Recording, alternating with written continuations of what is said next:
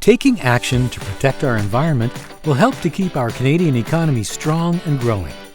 In a circular economy, products are made to last longer, communities share resources and save money, and businesses are maintaining, reusing, manufacturing, and recycling materials to create more value for you and future generations.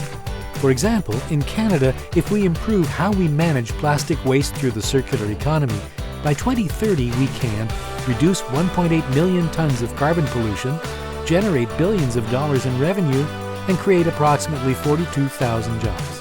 So if you repair your things instead of throwing them out, use sharing services like tool lending, libraries, or car sharing services, or simply repurpose some of your old belongings like turning old pallets into new bookshelves, you are participating in the circular economy.